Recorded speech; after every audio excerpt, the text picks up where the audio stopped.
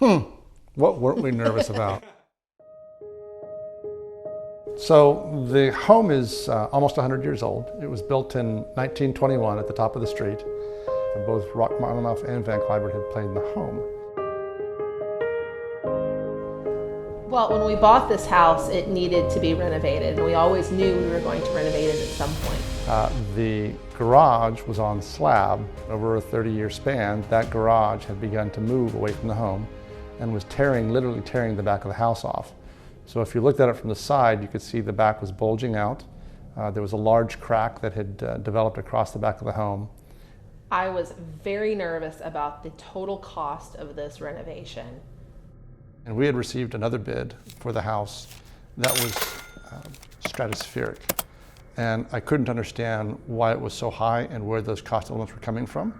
I was very nervous about the cost and also the quality of what we expected for this home. James and I looked at a similar bid. For example, one of the items was our deck was 30 feet wide, and he asked if it would be okay if we went to 28 feet. And I said, of course. Why do you ask? He says, well, at 28 feet, you no longer require steel. We can do it with wood. That'll save you about $100,000. And that got my attention.